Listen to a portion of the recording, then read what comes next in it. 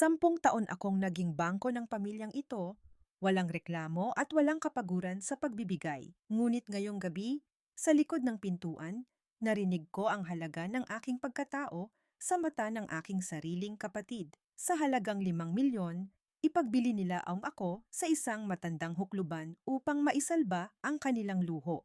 Mahigpit ang hawak ko sa tiket na nagkakahalaga ng daan-daang milyon. Pero sa sandaling ito, namatay ang anak na si Clarice. Ang natira na lamang ay isang estranghero na maniningil ng bawat patak ng luha at pawis na inaksaya ko sa inyo. Minsan, ang mga salita ay mas matalas pa sa anumang patalim, at ngayong gabi, bumaon ito ng malalim sa aking dibdib nang walang babala. Nakatayo ako sa labas ng pinto ng aming bahay. Ang kamay ko ay nanginginig hindi dahil sa bigat ng bitbit, kundi dahil sa lamig na gumapang sa aking buong katawan. Mula sa loob, dinig na dinig ko ang boses ni Kuya Renato.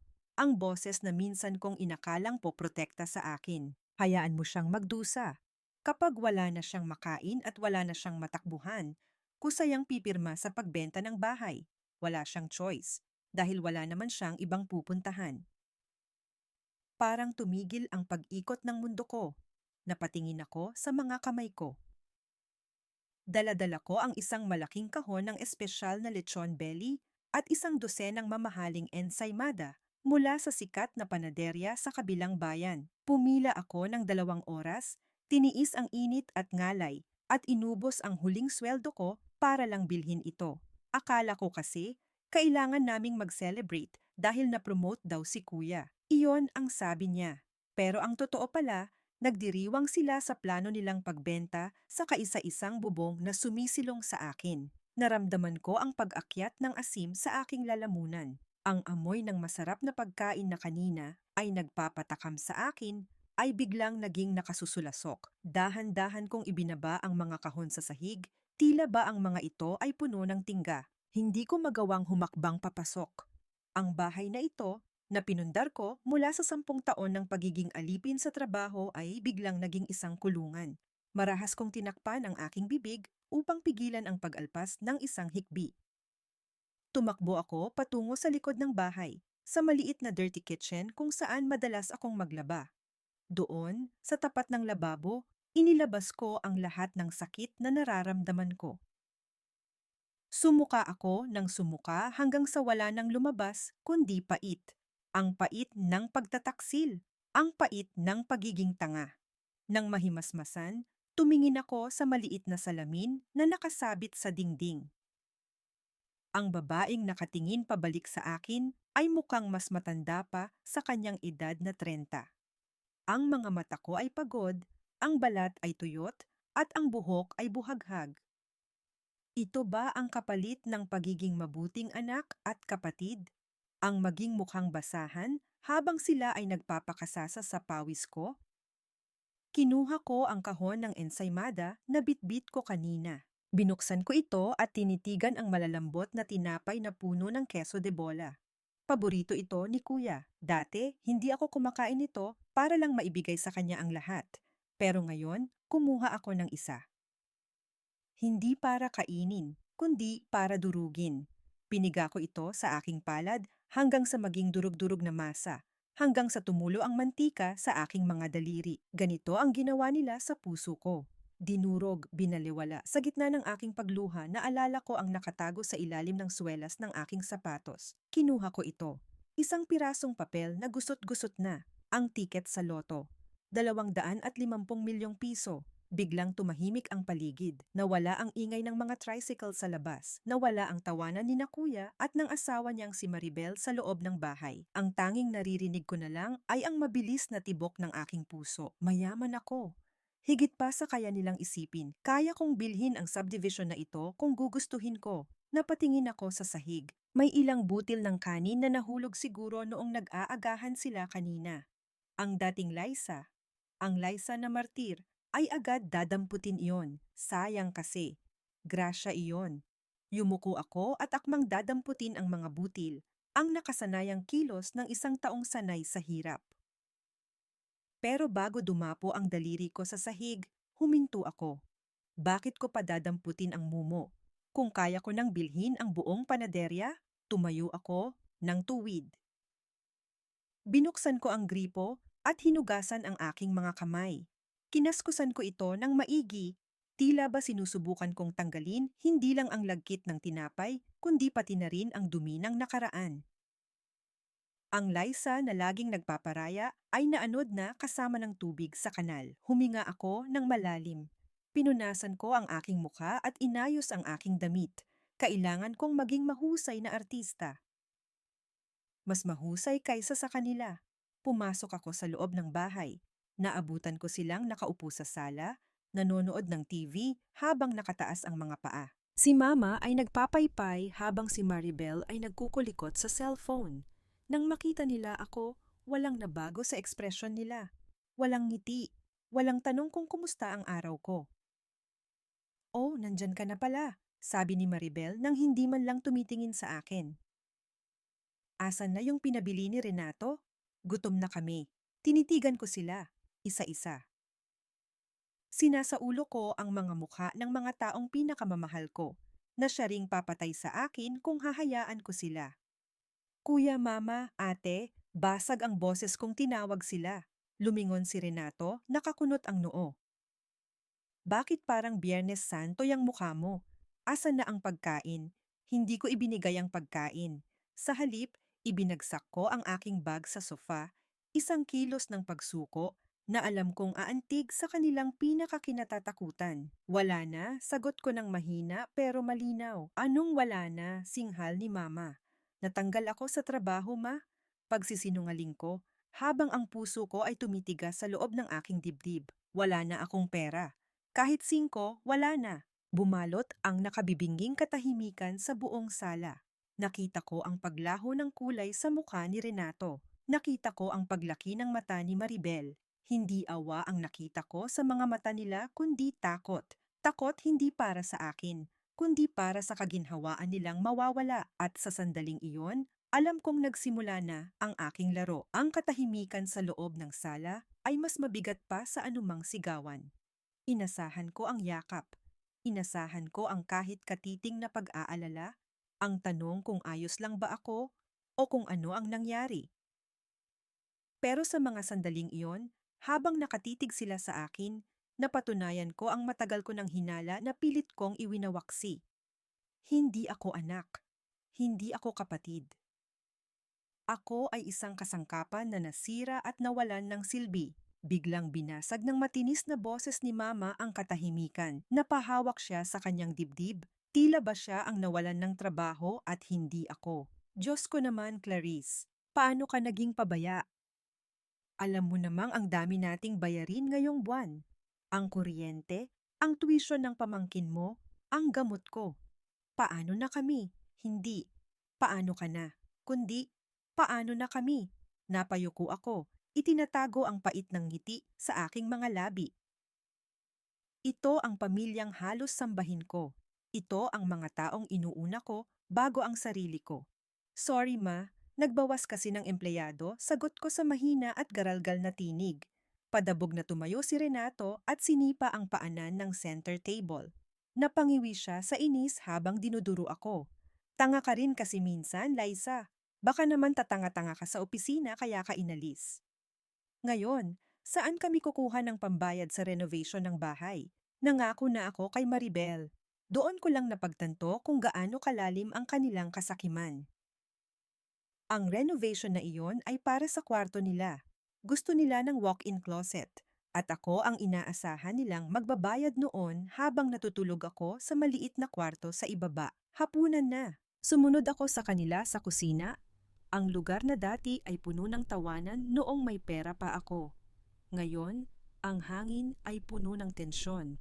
Inihain ni Maribel ang sinigang na bangus. Mabilis ang kanyang kamay sa paghahati ng ulam. Ang matatabang tiyan at laman ay inilagay niya sa plato ni Renato at sa plato ng anak nila. Kumuha rin siya ng malaking parte para kay Mama at sa sarili niya. Nang ako na ang kukuha, ang natira na lamang sa mangkok ay ang tinik, ang ulo ng isda na halos walang laman, at sabaw na lumamig na. "Ayan, Liza, sa'yo na ang ulo," sabi ni Maribel habang ngumunguya. Hindi man lang ako tinitingnan. Masustansya yan sa utak. Baka sakaling makaisip ka ng paraan para magkapera ulit. Kailangan mong maging madiskarte. Hindi pwedeng palamunin ka lang dito. Tinignan ko ang ulo ng isda sa aking plato. Ang mga mata nito ay tila nakatitig sa akin, nanunumbat. Dati, ako ang bumibili ng pinakamahal na steak para sa kanila. Ako ang nagdadala ng mga imported na chocolates. Ngayon, dahil wala silang maipipiga sa akin, ito na lang ang halaga ko. Isang basurang itatapon na sana. Tahimik akong kumain. Bawat subo ay may halong lasa ng luha na pilit kong pinipigilan. Hindi dahil sa gutom, kundi dahil sa pagkadurog ng aking pagkatao. Pagkatapos kumain, habang naguhugas ako ng pinggan, lumapit sa akin si Maribel. Nakapamaywang siya at ang kanyang tingin ay puno ng pagkairita. Liza, kailangan mong ilipat ang mga gamit mo ngayong gabi. Napatigil ako sa pagsasabon. Saan? Doon sa bodega sa likod. Kailangan na kasi namin yung kwarto mo. Gagawin naming playroom ng anak ko.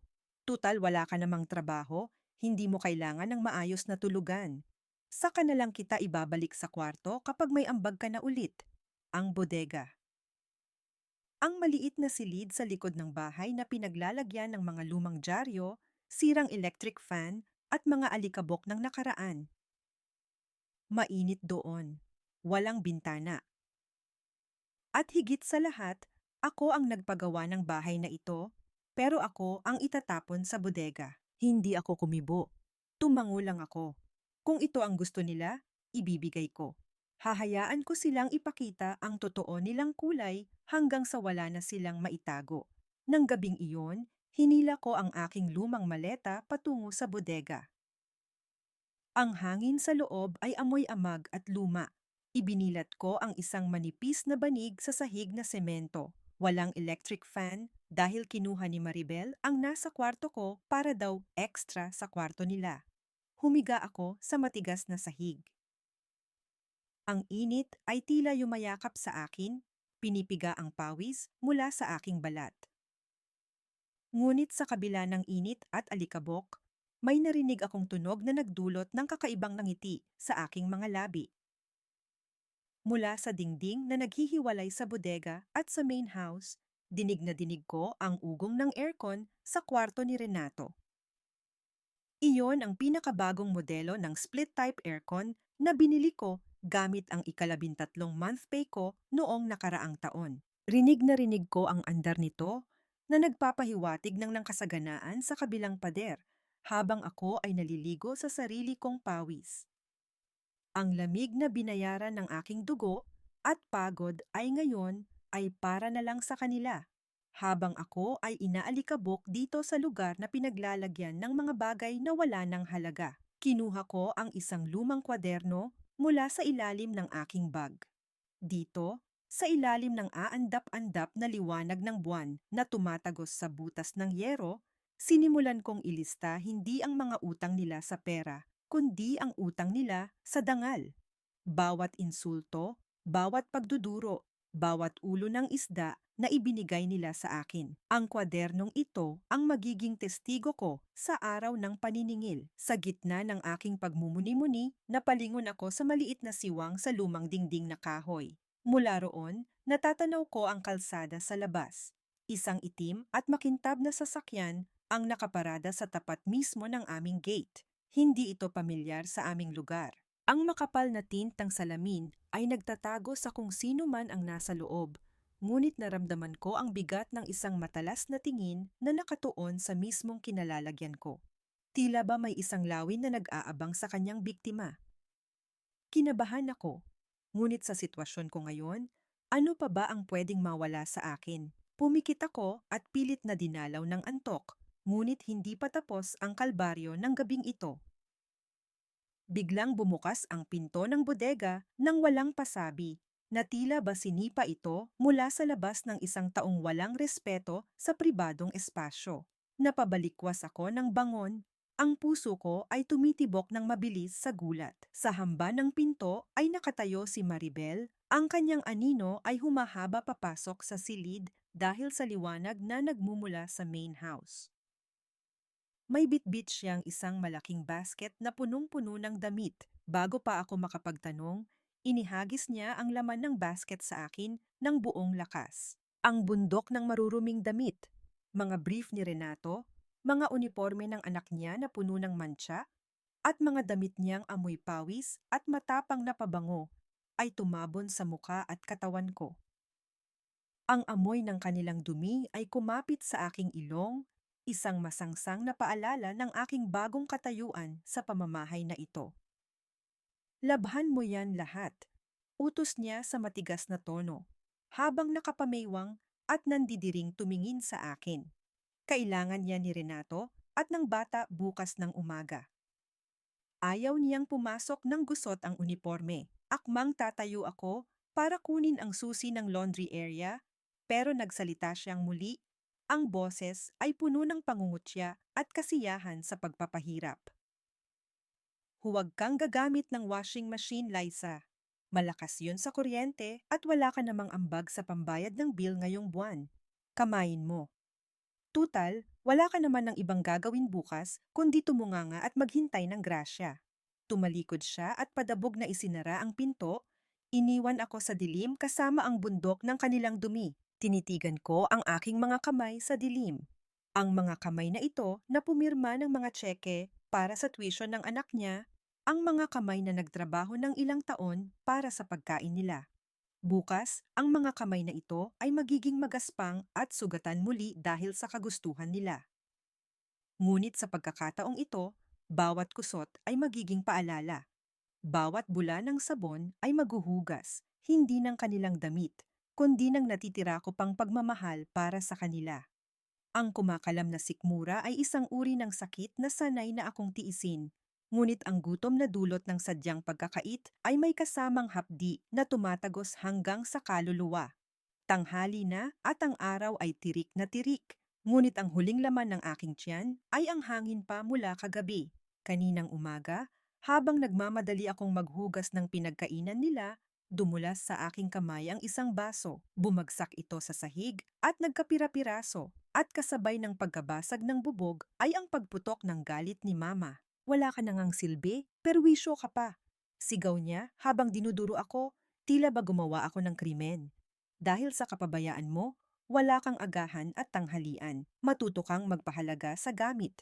Kaya hito ako ngayon, naglalakad sa maalikabok na kalsada patungo sa palengke, hindi para mamili ng ulam nila, kundi para takasan ang nakasisisakal na hangin sa bahay na iyon.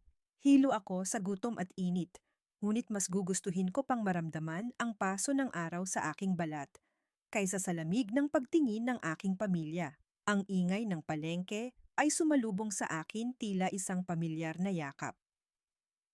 Ang amoy ng piniritong isda, ang sigaw ng mga tindero, at ang siksikan ng mga tao ay nagbigay sa akin ng kakaibang pakiramdam ng pagiging buhay. Dito, wala akong titulo na kailangang panindigan. Dito, isa lang akong ordinaryong tao. Napadpad ang aking mga paa sa pwesto ng kakanin sa dulo ng palengke. Mula sa malayo, natanaw ko si Tita Norma. Abala siya sa pagbabalot ng suman. Ang kanyang mga kamay ay mabilis at sanay na sanay sa pagtiklop ng dahon ng saging. Ang kanyang suot na duster ay kupas na at may mantsa ng uling sa kanyang pisngi. Ngunit sa paningin ko, siya ang pinakamagandang tanawin sa buong mundo. Siya ang kapatid ni Papa na itinakwil ni Mama dahil mahirap daw at walang ambag sa pamilya. Nang mag-angat siya ng tingin at nagtama ang aming mga mata, agad na nagbago ang kanyang ekspresyon. Binitawan niya ang ginagawa at dali-daling lumabas ng kanyang pwesto upang salubungin ako. Diyos ko, Liza! Bulalas niya habang hinahawakan ang aking magkabilang balikat. Ang kanyang mga mata ay nanlalaki sa pag-aalala habang sinusuri ang aking muka. Bakit ganyan ang itsura mo? Para kang lantang gulay. Namumutla ka at ang payat-payat mo na. Pinakain ka ba ng mga demonyo sa bahay niyo? Hindi ko na napigilan ang pagtulo ng luha. Ang simpleng paghawak niya sa akin, ang init ng kanyang palad na magaspang dahil sa trabaho, ay nagparamdaman sa akin ng kalinga na matagal ko nang inuuhaw. Umiling ako, hindi makapagsalita dahil sa bara sa aking lalamunan. Hinila niya pa ako paupo sa isang maliit na bangkito sa likod ng kanyang pwesto. Mabilis siyang kumilos. Kumuha siya ng mainit na bibingka at 2 piraso ng suman at nagtimpla ng kape. Kainin mo to, utos niya sa boses na may halong higpit at pagmamahal. Ubusin mo yan. Huwag kang mahihiya sa akin. Sinimulan kong kainin ang bibingka. Ang tamis ng asukal at ang alat ng itlog na maalat ay humalo sa aking panlasa at para bang bumalik ang lakas ko sa bawat subo. Pinanood ako ni Tita Norma. Ang kanyang mukha ay punong-puno ng awa at galit.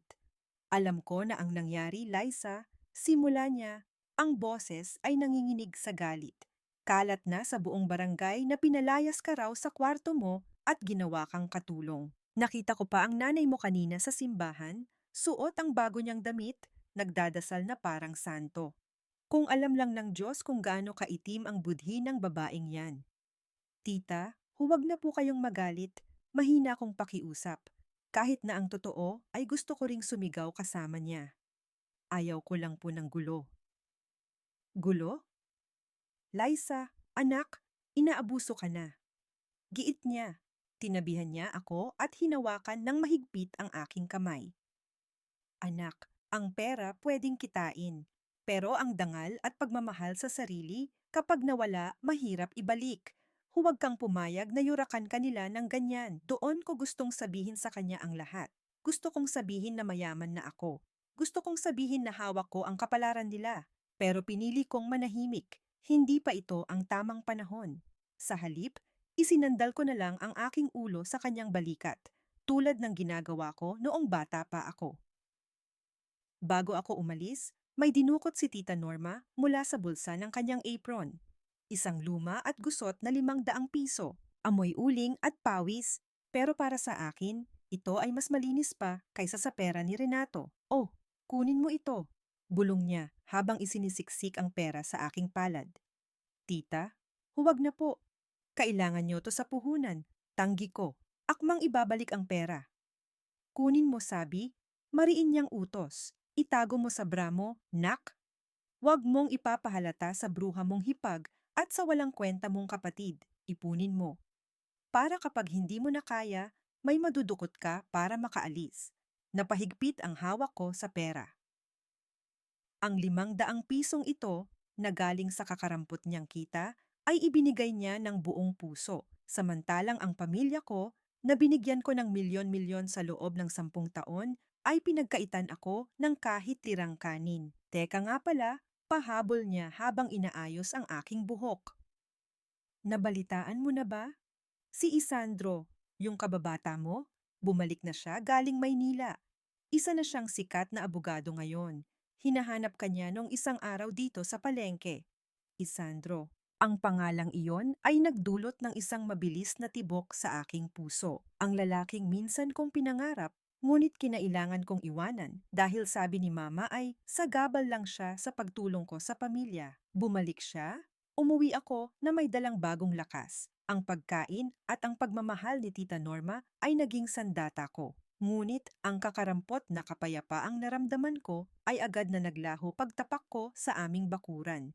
Bukas ang pinto ng bodega. Bumilis ang tibok ng puso ko. Alam kong isinara ko yon bago ako umalis. Tumakbo ako palapit, ang kaba ay gumagapang sa aking lalamunan. Pagtingin ko sa loob, nakita ko ang isang tanawin na nagpainit ng aking ulo. Nandoon si Renato. Ang mga damit ko ay nagkalat sa sahig, tinapakan at initsapwera. Ang aking maliit na maleta ay nakabukas at ang mga laman nito ay nakasabog. Halos baliktarin niya ang maliit na silid sa paghahanap. Nang maramdaman niya ang presensya ko, lumingon siya. Walang bahid ng hiya sa kanyang mukha. Sa halip, sinalubong niya ako ng isang tingin na puno ng akusasyon at desperasyon. Hawak niya ang isang lumang envelope na walang laman. Nasaan, Liza? Bulyaw niya. Ang kanyang boses ay umaalingaw-ngaw sa masikip na silid. Nasaan ang titulo ng lupa? Alam kong ikaw ang nagtatago. Ilabas mo na kung ayaw mong sunugin ko ang lahat ng basurang gamit mo dito. Nagtagumpay akong takasan ang bangis ni Renato sa bodega. Ngunit hindi dahil sa awa. kundi dahil sa isang kasinungalingan. Sinabi kong nakasangla ang titulo sa isang kaibigan at kailangan ko itong tubusin gamit ang sweldo na hindi ko pa nakukuha.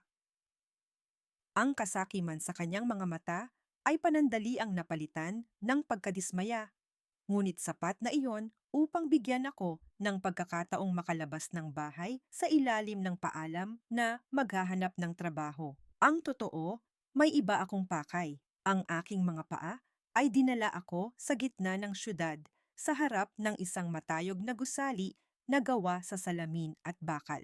Tumingala ako at binasa ang pangalang nakaukit sa marmol na haligi, Cortez Law Firm. Sa refleksyon ng salamin, nakita ko ang isang babaeng gusgusin.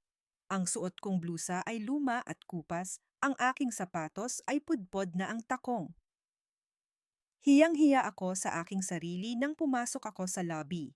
Ang lamig ng aircon ay tumimo sa aking balat, at ang tingin ng receptionist ay tila sinusukat ang bawat pulgada ng aking pagkatao at hinuhusgahan kung karapat-dapat. Ba akong tumapak sa makintab nilang sahig? May appointment po ba kayo? Tanong niya nang hindi man lang ngumingiti. Ang kanyang kilay ay nakataas.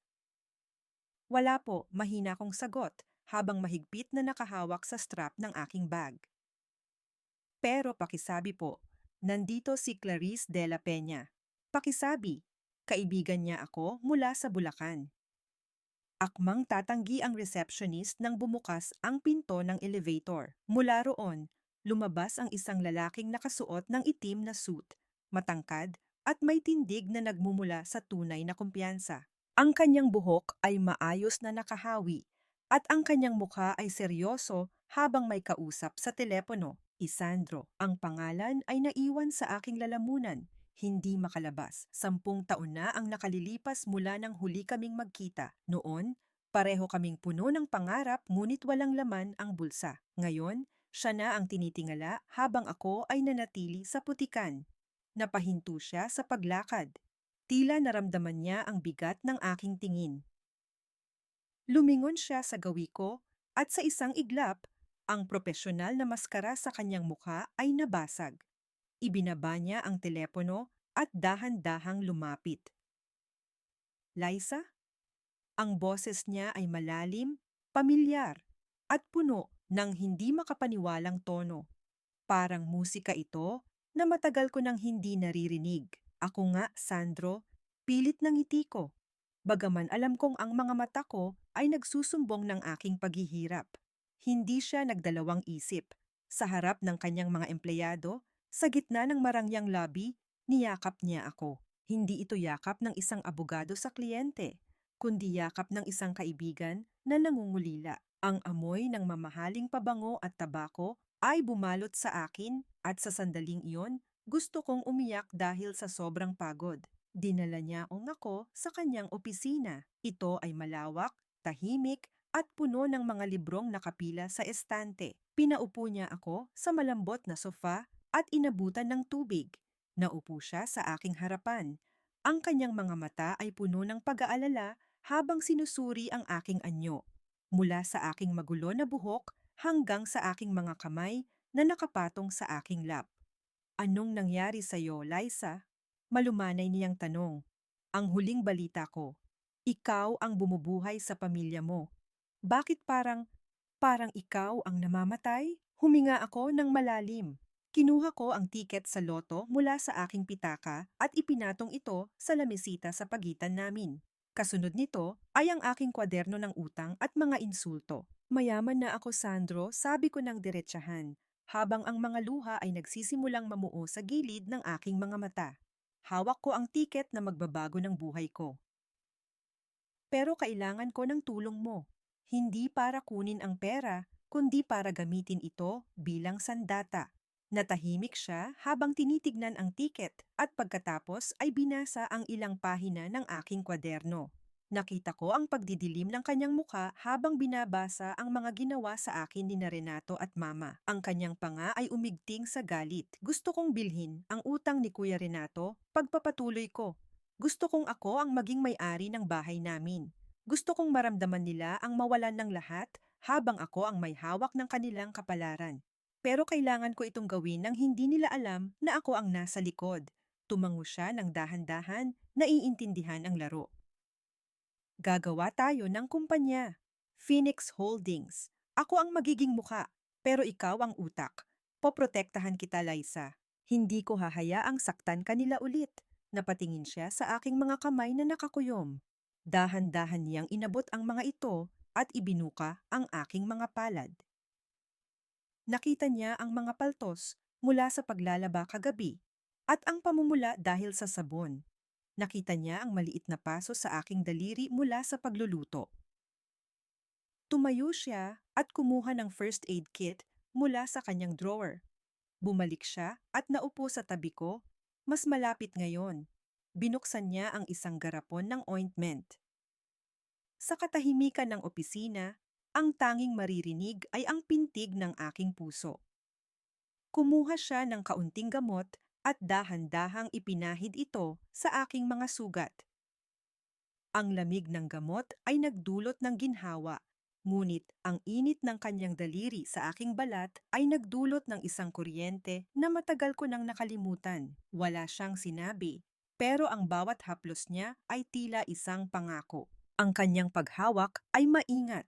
Tila ba ako ay isang mamahaling porselana na natatakot siyang mabasag, samantalang sa bahay, ako ay tinatrato na parang basahan. Tumingala ako at nagtama ang aming paningin. Sa kanyang madilim na mga mata, wala akong nakitang awa. Ang nakita ko ay respeto. At marahil, isang damdamin na hindi pa naglalaho sa loob ng 10 taon. Hindi ko kailangan ng bayad, Lisa. Bulong niya. Ang kanyang boses ay mababa at seryoso. Ang gusto ko lang, makita kang nakangiti ulit na walang takot sa iyong mga mata. Gustuhin ko mang manatili sa kapayapaang iyon. Kailangan kong bumalik sa impyerno bago sila makahalata. Inihatid ako ni Isandro hanggang sa kanto ng aming subdivision, sakay ng kanyang sasakyan. Ngunit nagpababa ako sa malayo upang walang makakita. Naglakad ako pauwi habang papalubog ang araw. Ang gaan ng loob ko kanina ay unti-unting napalitan ng kaba habang papalapit ako sa gate ng aming bahay. Tahimik ang paligid, ngunit may kakaibang bigat sa hangin. Pagbukas ko ng pinto, sumalubong sa akin si Mama. Nakaupo siya sa sofa, suot ang kanyang paboritong bestida na bulaklakin at may makapal na make-up. Nang makita niya ako, hindi siya sumigaw. Hindi siya nagalit. Sa halip, binigyan niya ang ako ng isang ngiti. Isang ngiti na hindi umabot sa kanyang mga mata, isang ngiti na mas nakakakilabot pa kaysa sa kanyang galit. Anak, nandyan ka na pala, sabi niya. At sa pagkakataong ito, ang kanyang tono ay may halong lambing na matagal ko nang hindi naririnig. Ngunit sa halip na matuwa, nanindig ang aking balahibo. Ang lambing ni Mama ay laging may kapalit. Ito ang klase ng lambing na ibinibigay sa isang baboy bago ito katayin. Halika rito. Dali, aya niya sa akin. Habang hinihila ako papasok sa sala. Bakit ganyan ang suot mo? Ang dumi-dumi mo, tignan. Sana man lang nag-ayos ka. Napakunot ang aking noo. Bakit kailangan kong mag-ayos? Galing ako sa paghahanap ng trabaho, hindi sa isang party. Pumasok kami sa sala at doon ko napansin ang kakaibang ayos ng paligid. Nakalabas ang mamahaling tea set na ipinagbabawal niyang gamitin namin. May platito ng biskwit sa mesa at ang hangin ay amoy mamahaling tabako na humahalo sa amoy ng air freshener. Sa gitna ng sofa, nakaupo ang isang lalaking hindi ko kilala. Nakatalikod siya sa akin ngunit ang kanyang figura ay malapad at mabigat. Nakasuot siya ng isang barong na mukhang masikip sa kanya at ang usok mula sa kanyang tabako ay dahan-dahang pumapailan lang sa hangin, tila isang ulupong na sumasayaw. Lumapit si Renato mula sa kusina. May dalang isang baso ng juice. Ang kanyang ngiti ay abot hanggang tainga. Isang ekspresyon na bihirang-bihira kong makita lalo na kapag ako ang kaharap. Ah, nandito na pala ang ating prinsesa, sabi ni Renato, at halos masuka ako sa tawag niya sa akin. Kanina lang ay isa akong basahan sa paningin niya. Ngayon, prinsesa? Humarap ang lalaki sa sofa. Siya ay may edad na. Marahil ay nasa 60 na. Ang kanyang buhok ay manipis at may bahid ng puti, at ang kanyang tiyan ay nakaumbok sa ilalim ng kanyang damit. Ngunit ang pinakanakakatakot ay ang kanyang mga mata maliit, mapanuri, at puno ng pagnanasa na tila hinuhubaran ako sa kanyang isipan. Liza, pakikilala ko sa iyo si Don Paeng. Masiglang sabi ni Mama na tila ba ipinakikilala niya ako sa isang santo. Siya ay isang matagal ng kaibigan ng pamilya. Mayaman siya, anak, at handa siyang tumulong sa atin sa mga problema natin sa pera. Tinignan ko si Don Paeng, at pagkatapos ay tinignan ko sina Mama at Renato. Ang koneksyon ay mabilis na nabuo sa aking isipan. Ang pagiging mabait nila bigla, ang pagpapalabas ng tea-set, ang tulong na sinasabi nila. Hindi nila ako tinatawag na anak o kapatid ngayon. Sa mga sandaling ito, para sa kanila, ako ay isang produkto, isang bagay na pwedeng isanla o ibenta para matakpan ang butas na ginawa ng kanilang mga luho. Ngumisi si Don Paeng. Ipinakikita ang kanyang mga ngipin na naninilaw dahil sa nikotina. Magandang gabi, Hija. Marami nang naikwento ang kuya mo tungkol sa iyo. Mas maganda ka pala sa personal kaysa sa mga litrato. Naramdaman ko ang pag-akyat ng dugo sa aking mukha hindi dahil sa kilig, kundi dahil sa matinding galit at pandiri. Ang mga kamay na kanina lang ay ginamot ni Isandro ng may buong pag-iingat at respeto ay nanginginig ngayon sa pagnanais na dumapo sa mukha ng matandang ito. Naupo ako sa pinakamalayong silya, ang aking katawan ay naninigas. Ang pangako ni Isandro na matatapos na ang bangungot ay tila napakalayo sa realidad ng sandaling ito dahil sa harap ko, nakaupo ang bagong anyo ng aking impyerno at ang mismong pamilya ko ang nagbukas ng pinto para papasukin siya. Umupo ka sa tabi niya, Liza, utos ni Mama. Ang kanyang boses ay matamis, ngunit ang kanyang mata ay nanlilisik. Nagbabantang huwag akong gagawa ng eksena. Huwag kang bastos sa bisita. Tinitigan ko ang bakanteng espasyo sa tabi ng matanda. Tila ba isa itong patibong na kapag inupuan ko, hinding-hindi na ako makakaahon. Ang distansya sa pagitan ko at ni Don Paeng sa sofa ay hindi hihigit sa isang dangkal. Ngunit ang pakiramdam ko ay para akong nakaupo sa tabi ng isang bangin. Ang kanyang amoy, pinaghalong mamahaling pabango, lumang tabako, at asim ng pawis na pilit ikinukubli ay sumisiksik sa aking ilong na nagdulot ng pagbaliktad ng aking sikmura. Naramdaman ko ang init ng kanyang katawan na pilit dumidikit sa akin at sa bawat paghinga niya, tila ba nauubusan ako ng hangin sa sarili kong pamamahay. Alam mo, Liza, panimula ni Don Paeng habang inilalapit ang kanyang mukha sa akin, ang kanyang boses ay malagkit at puno ng malisya. Matagal na kitang napapansin. Sayang ang ganda mo kung dito ka lang sa bahay at magpapakaalila. Ang babaeng tulad mo, dapat inaalagaan, dapat ini-spoil. Napatingin ako kay Mama. Inaasahan kong ipagtatanggol niya ako. Inaasahan kong sasabihin niyang, huwag mong bastusin ang anak ko. Ngunit sa halip, ngumiti siya ng malapad, tila ba nanalo siya sa loto sa mga narinig. Tama po kayo, Don Paeng, gatong ni Mama, habang inaayos ang laylayan ng kanyang bestida. Masyado kasing mahiyain niyang si Liza. Wala pang ang boyfriend yan eh. NBSB, ika nga. Kaya swerte siya na nagka-interes kayo sa kanya. Swerte? Ang tawag ba nila sa pagbebenta sa sariling anak ay swerte? Sumingit si Renato. Hawak pa rin ang baso ng juice na para bang nagtutoast sa isang tagumpay. Don Paeng, gaya ng napag-usapan natin, handa si Liza na samahan kayo. Kailangan niya lang ng guidance. Tutal, malaki naman ang maitutulong nyo sa investment na kailangan ko para sa negosyo. Hindi ba? Investment. Iyon ang tawag nila sa akin ngayon. Hindi kapatid, hindi anak, kundi kapital.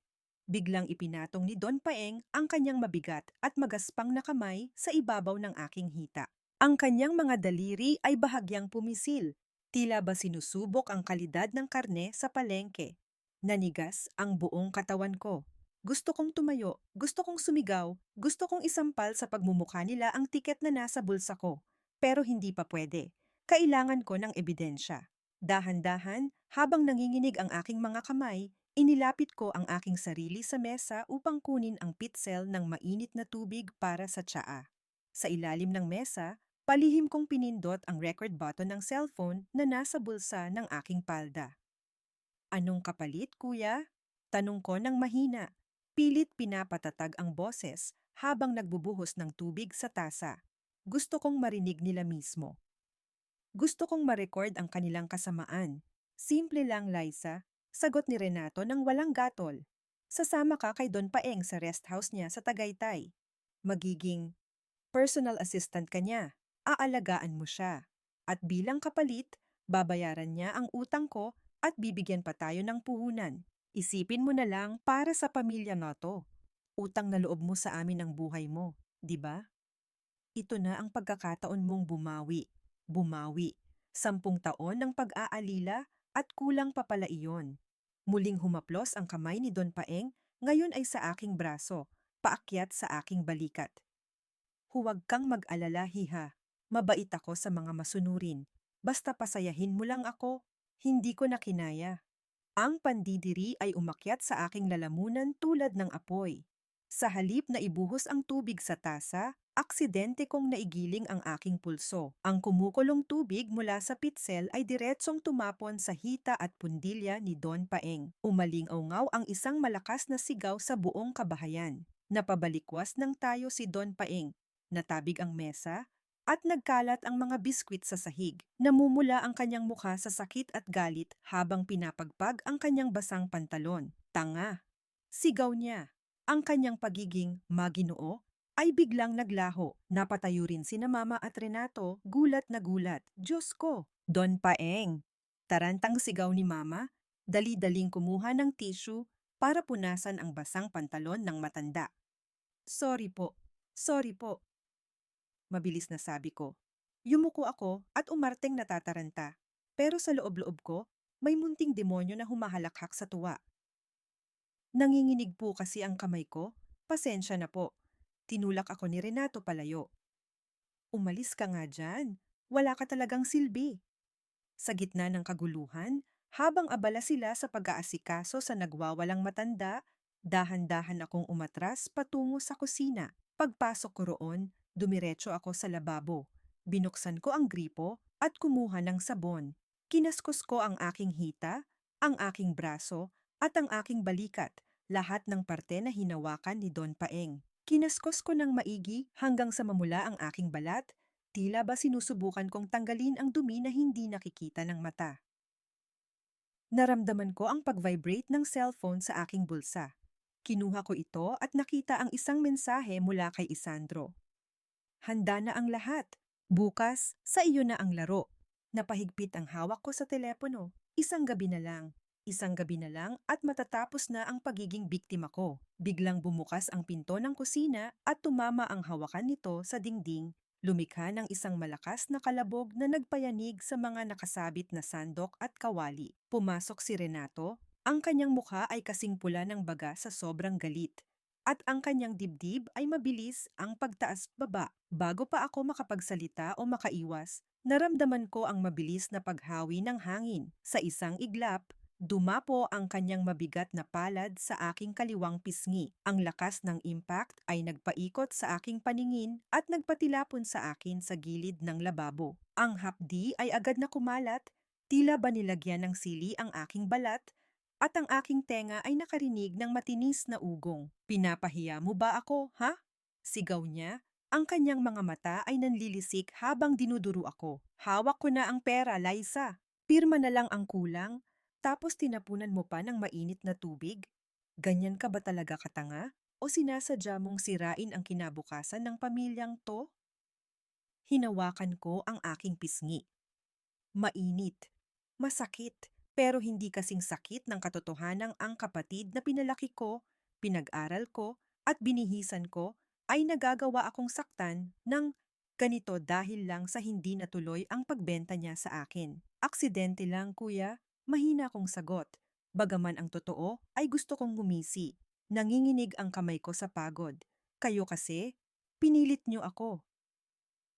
Lumapit siya sa akin at hinawakan ng mahigpit ang aking panga. Pinilit niyang iharap ang mukha ko sa kanya Ang kanyang mga kuko ay bumaon sa aking balat. Makinig ka sa akin, Clarice. Wala akong pakialam kung nanginginig ka o kung nandidiri ka. Bukas ng umaga, babalik si Don Paeng. Susunduin ka niya. Sasama ka sa kanya sa Tagaytay, sa ayaw at sa gusto mo.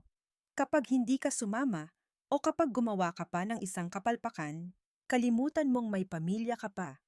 Palalayasin kita at sisiguraduhin kong sa kangkungan ka pupulutin. Naiintindihan mo?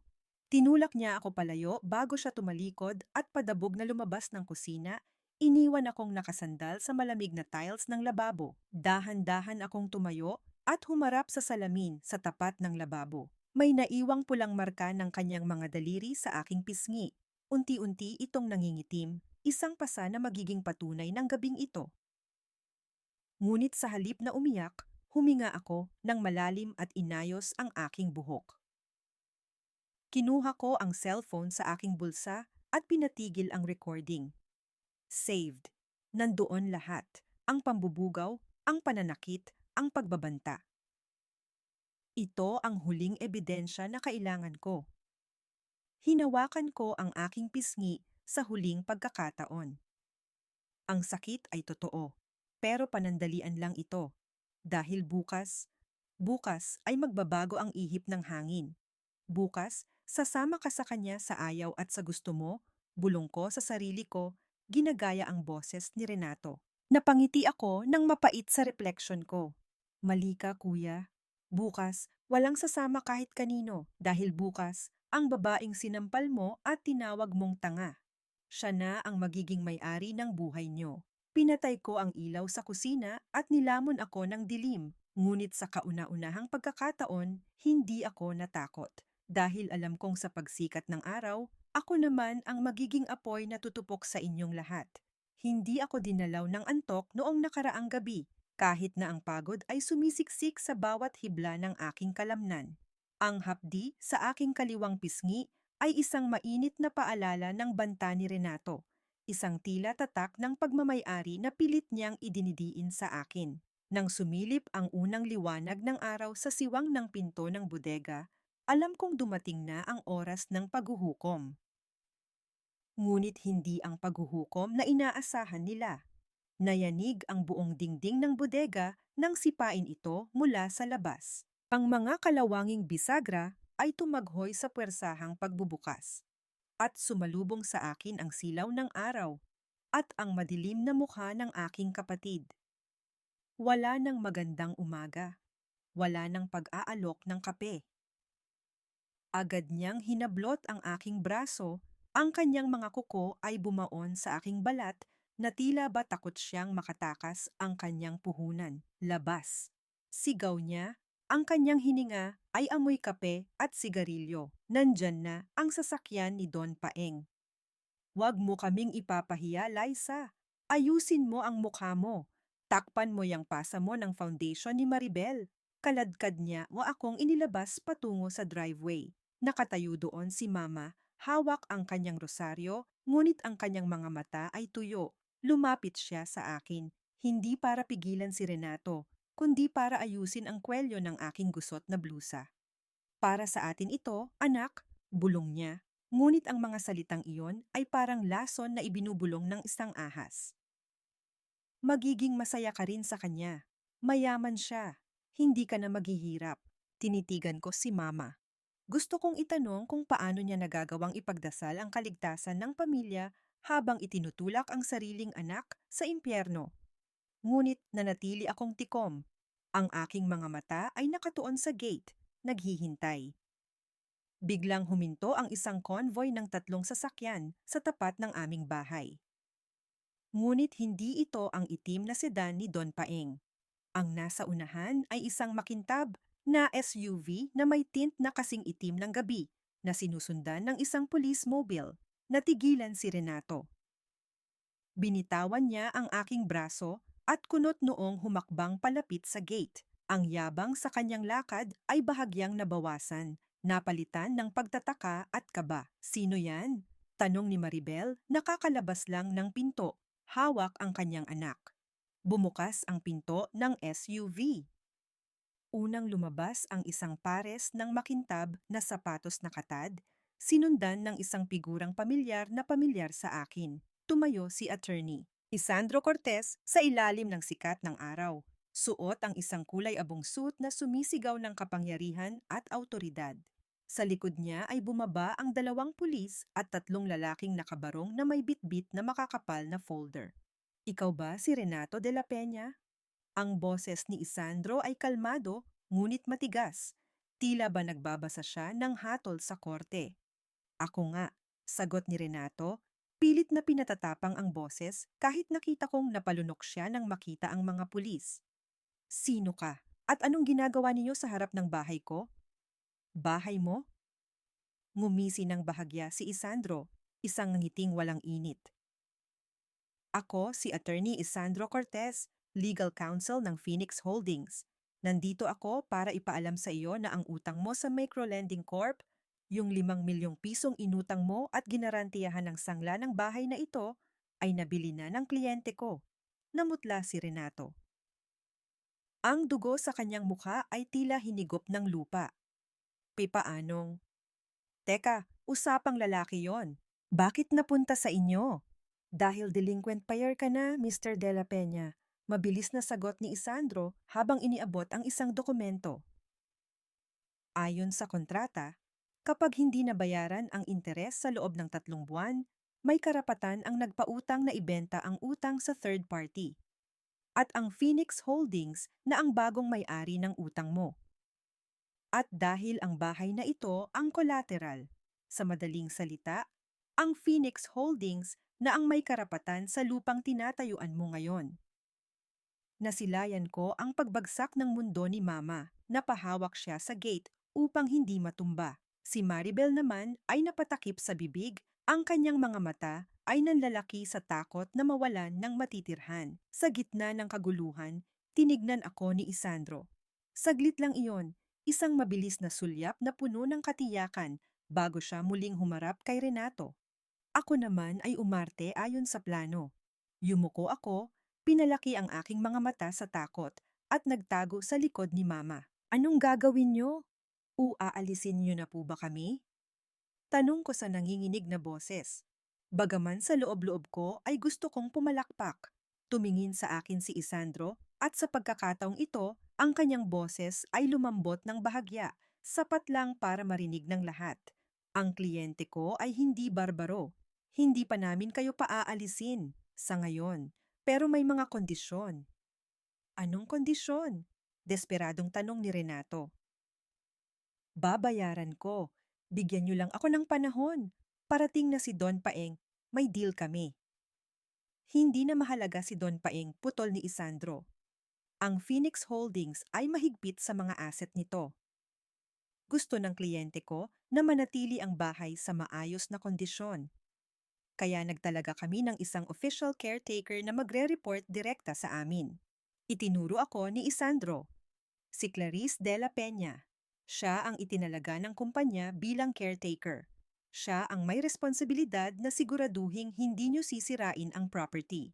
Bawal nyo siyang saktan, bawal nyo siyang paalisin, at bawal nyo siyang pigilang gawin ang trabaho niya. Nasa kontrata yan. Kapag may nakita kaming pasa sa kanya kahit isa, o kapag nalaman naming pinipilit nyo siyang umalis. Automatic foreclosure.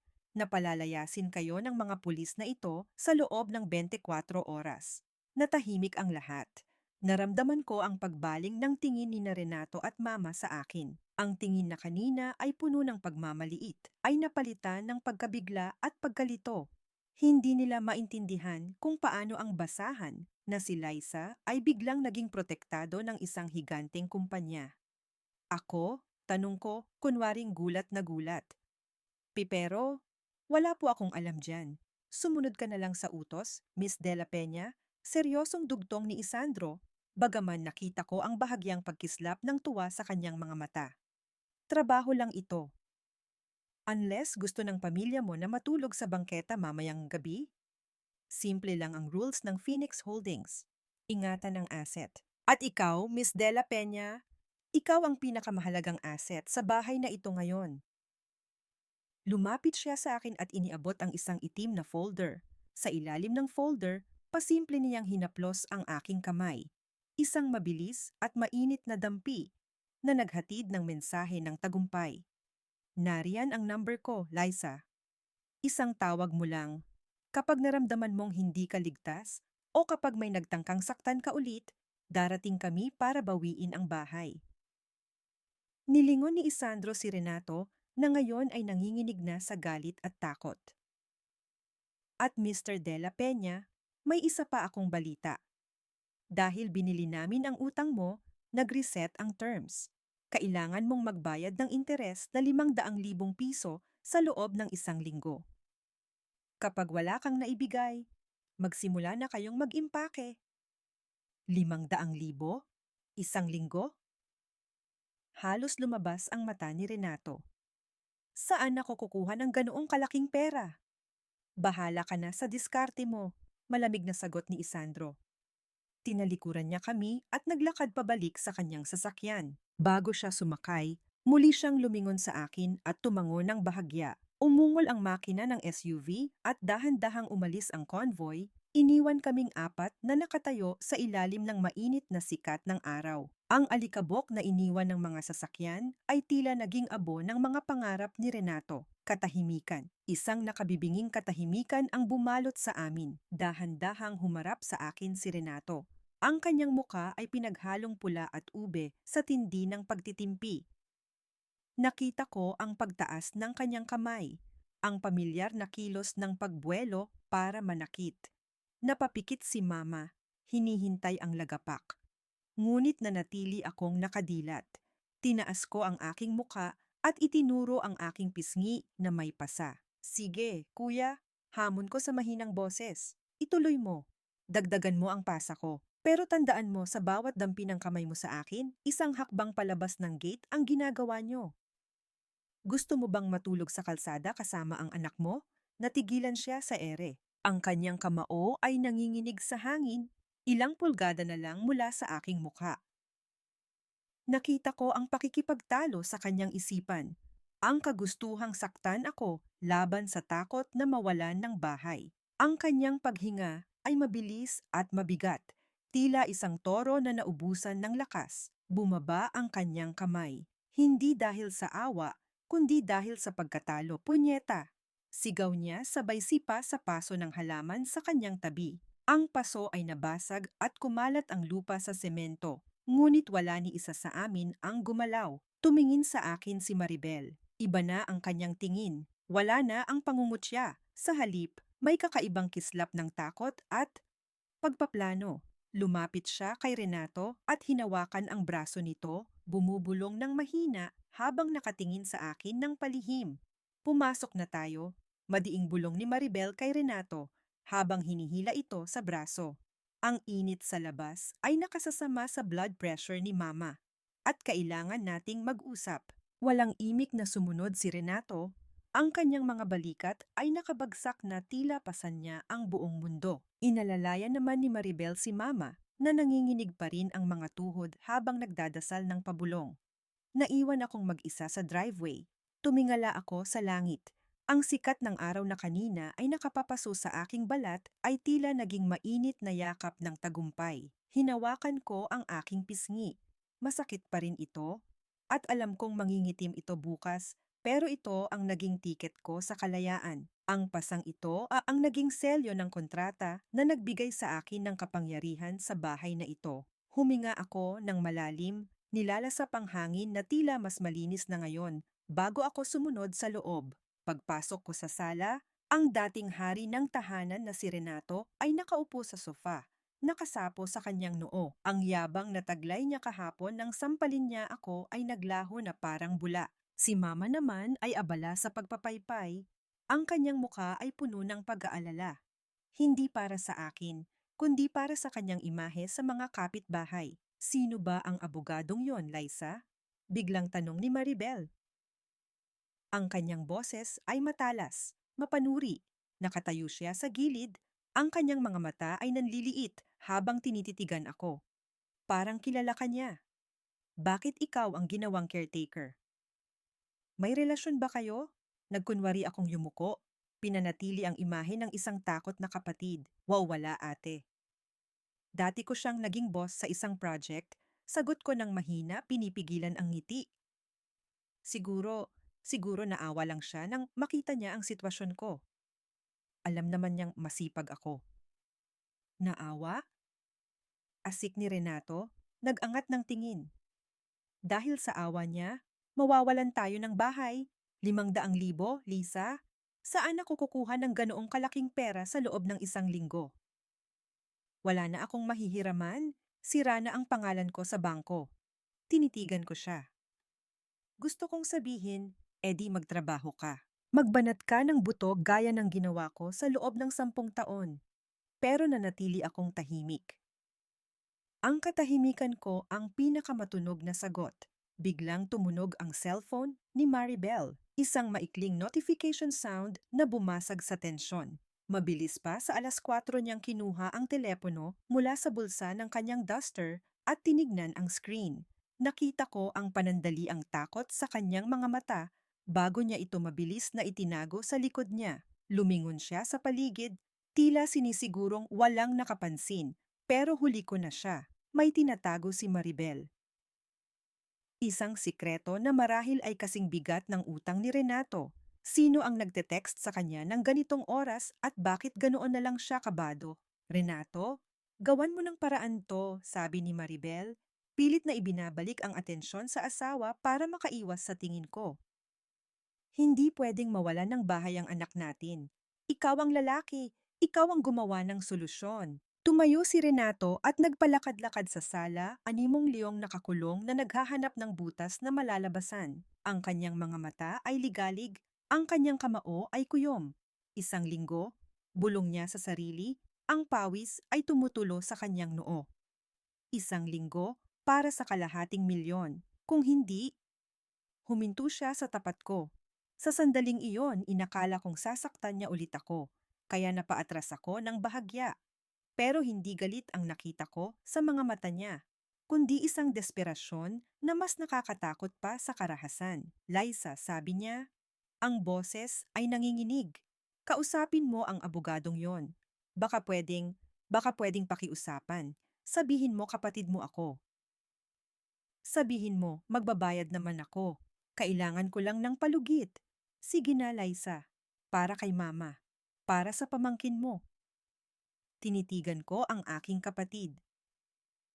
Ang lalaking nagbenta sa akin kahapon ay ngayon ay nagmamakaawa sa akin na iligtas siya.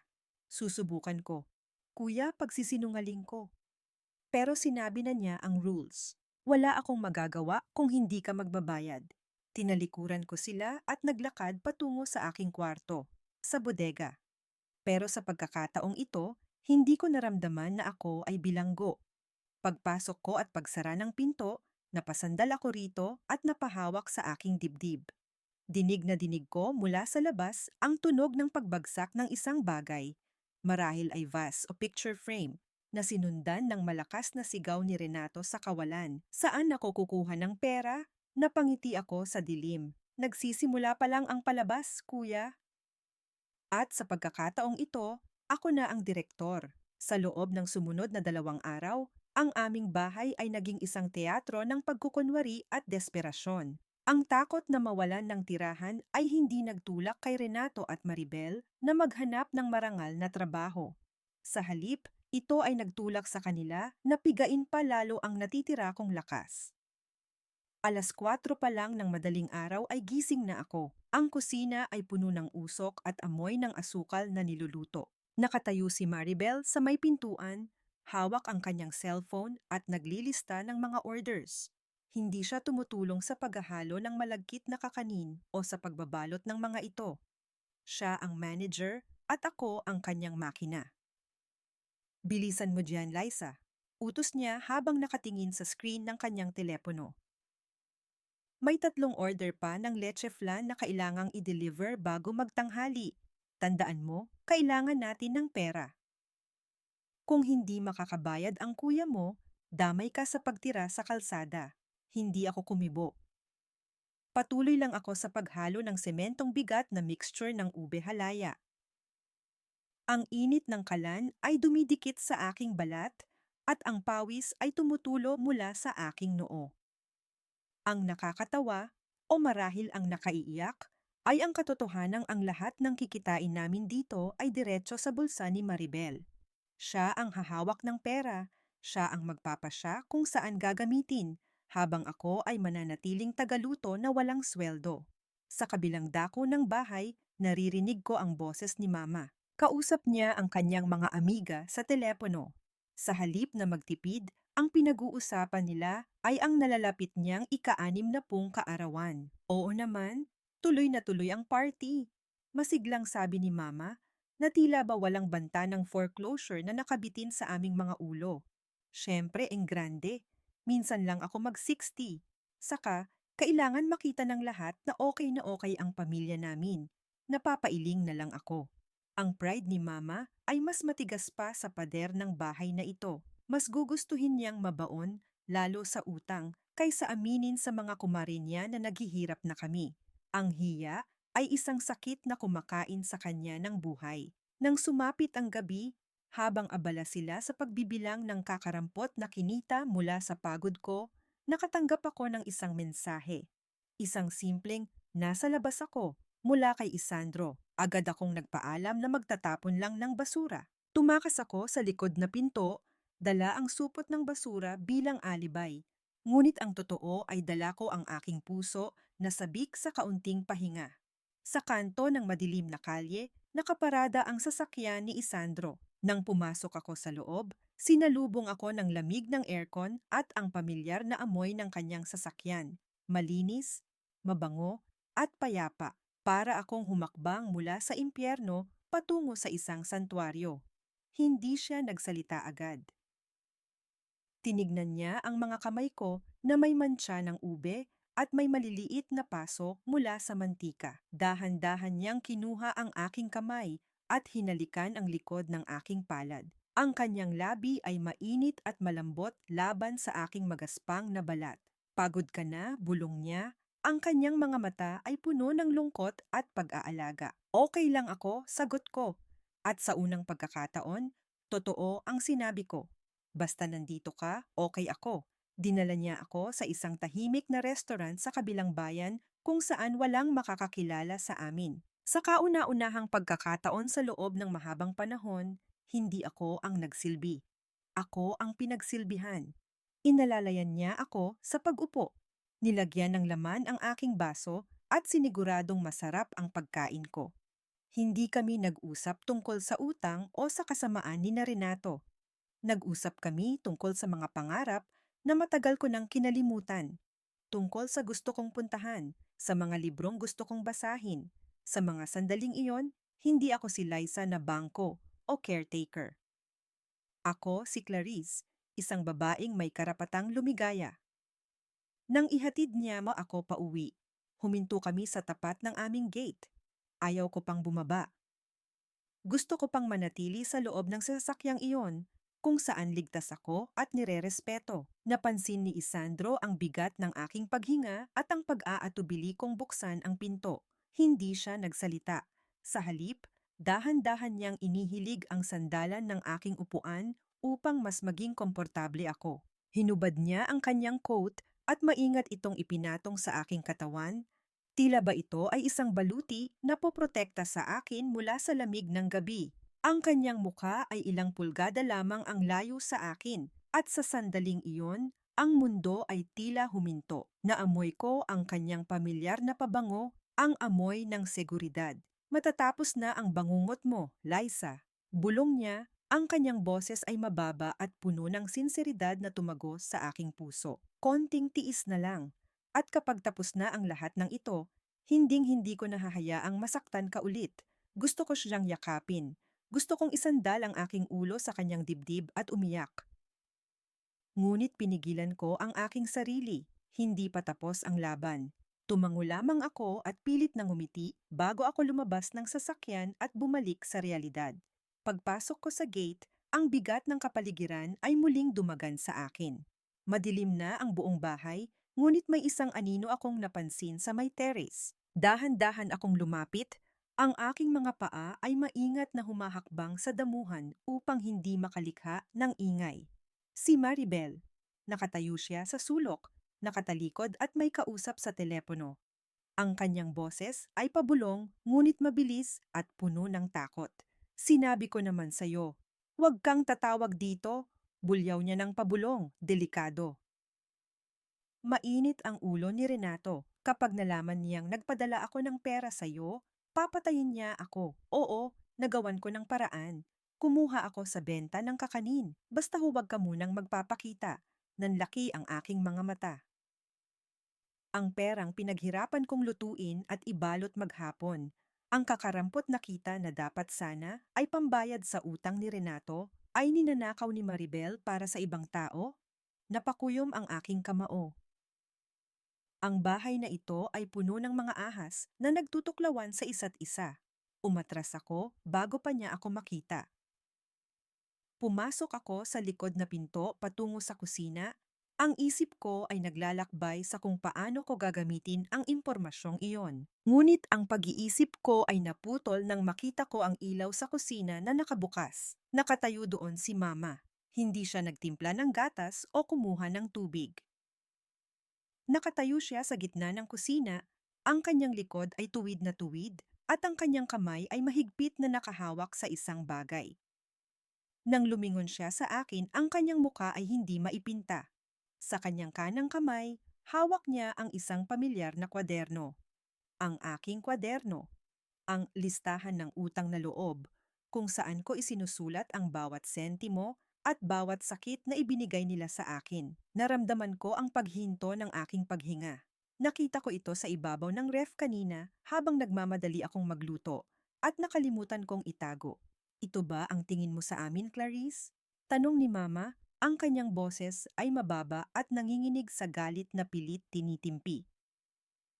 Binuklat niya ang isang pahina at binasa ang nakasulat doon.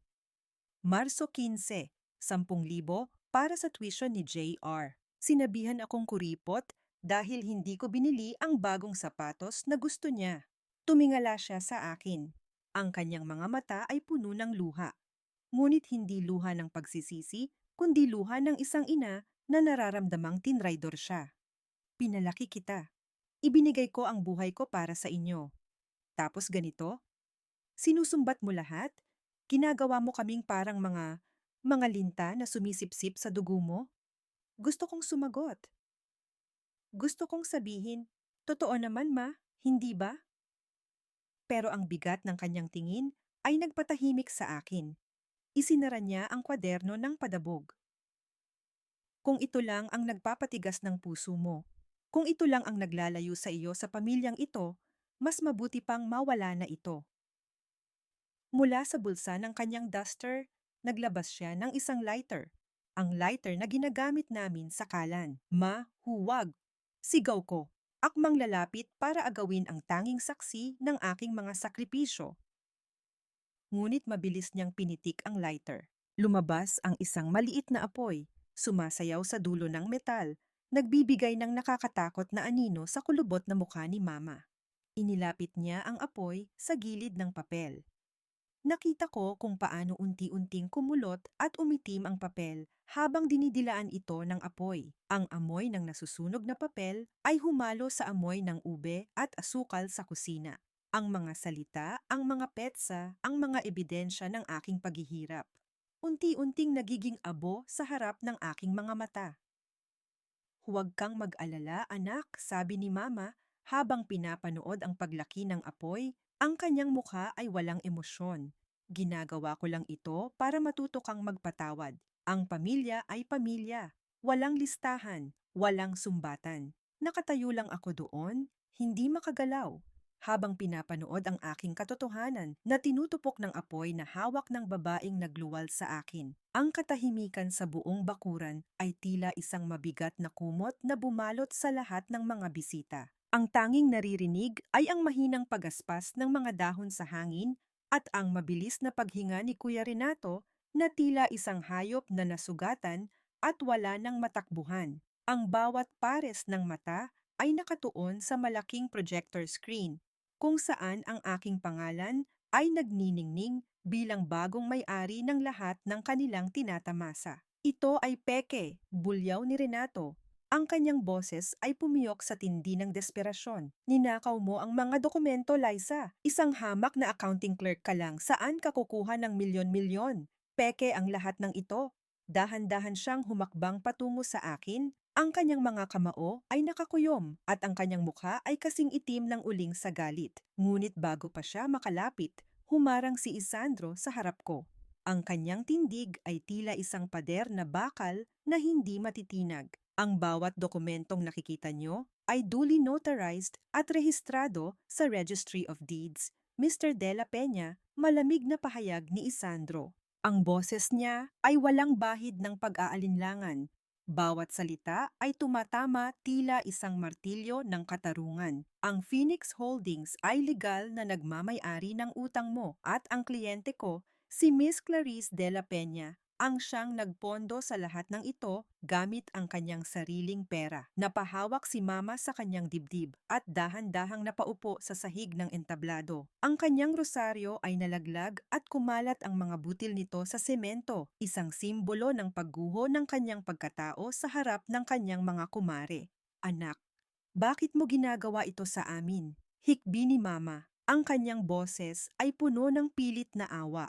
Kami ang pamilya mo, ako ang nagluwal sa iyo. Bakit mo kami ipinapahiya ng ganito sa harap ng lahat? Tumingin ako sa kanya. At sa pagkakataong ito, hindi ako nag-iwas ng tingin. Ang bawat sampal, bawat ulo ng isda, at bawat gabing ginugol ko sa mainit na bodega ay naglaro sa aking isipan. Pamilya? Tanong ko.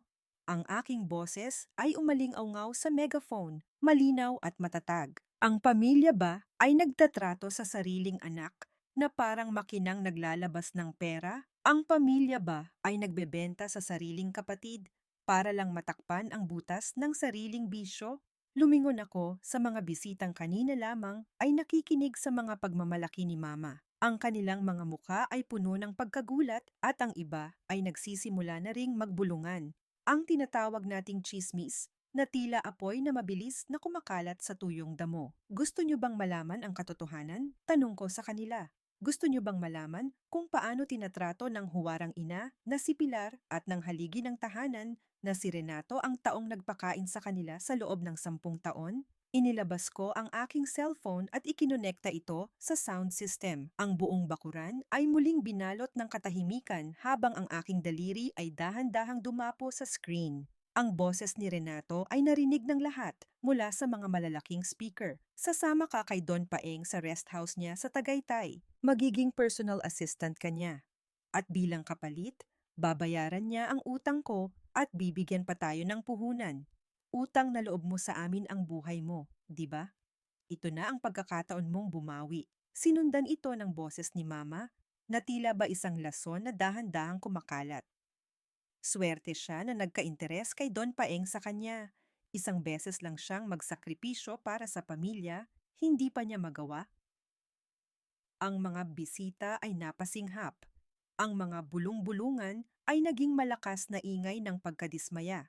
Nakita ko ang ilang mga kumare ni Mama na nagtatakip ng bibig at ang iba ay nagsisimula ng kumuha ng kanilang mga gamit upang umalis, hindi na masikmura ang dumi na nabulgar sa harap nila. Walang hiya kayo. Sigaw ni Tita Norma mula sa ibaba ng entablado. Ang kanyang mga mata ay nanlilisik sa galit habang nakaturo kay Renato. Ipinagpalit nyo ang sarili nyong dugo at laman para sa pera. Sinubukan ni Maribel na tumakas. Dahan-dahan siyang umatras, patungo sa dilim ng garahe. Ngunit hinarang siya ng isang babaeng empleyado ni Isandro. Nakita ko ang takot sa kanyang mga mata, ang takot na mawalan ng lahat ng mararangyang bagay na ninakaw niya mula sa akin. Nasaan ang pera, Maribel? Tanong ko. Ang aking tinig ay malamig na tila yelo. Nasaan ang kinita natin sa kakanin na pinagpuyatan ko? Nasaan ang perang ipinadala mo sa ibang tao habang ang asawa mo ay nalulunod sa utang? Napalingon si Renato kay Maribel. Ang kanyang galit ay pansamantalang naidirekta sa asawa. Anong sinasabi niya, Maribel? Anong pera? Hindi nakasagot si Maribel. Napayuko na lamang siya habang nanginginig ang buong katawan. Ang kanilang kaharian ng kasinungalingan ay nagkawatak-watak na sa harap ng lahat. Isa-isang naglakad palabas ang mga bisita. Ang mga pagkain sa mesa ay nanatiling hindi nagagalaw. Ang lechon ay lumamig na at tila isang bangkay ng kanilang dangal. Walang nagpaalam, walang nag-abot ng simpatya. Ang tanging natira ay ang amoy ng nasunog na pangarap at ang kahihiyang hinding-hindi na nila mabubura. Hinarap ko si Renato at Mama sa huling pagkakataon. Ang spotlight ay dahan-dahang namamatay. Tila ba tapos na ang oras nila sa entablado ng aking buhay. Sabi mo kanina, Kuya, kapag wala na akong silbi, palalayasin mo ako. Paalala ko sa kanya. Ngayon, kayo naman ang wala ng silbi sa bahay na ito. Ang mga gamit nyo ay ilalabas ng mga tauhan ni Attorney Cortez. May 15 minuto kayo para kunin ang mahahalagang bagay sa inyo. Pagkatapos niyan, ang pintong ito ay hinding-hindi na magbubukas para sa inyo. Dahan-dahan akong bumaba ng entablado, nilalagpasan sila nang hindi man lang lumingon. Naramdaman ko ang kamay ni Isandro na humawak ng bahagya sa aking siko, isang tahimik na suporta na nagbigay sa akin ng lakas upang hindi manginig ang aking mga tuhod. Nang makalabas ako sa gate, ang hangin sa labas ay tila mas sariwa at mas malinis. Tumingala ako sa buwan. Ang bawat luhang pumatak sa aking mga mata sa loob ng 10 taon ay tila naging mga bituin na nagniningning sa langit, nagpapaalala sa akin na ang gabi ay natatapos din. Liza! Sigaw ni Mama mula sa loob. Ang kanyang tinig ay puno ng desperasyon. Saan kami pupunta? Gabi na.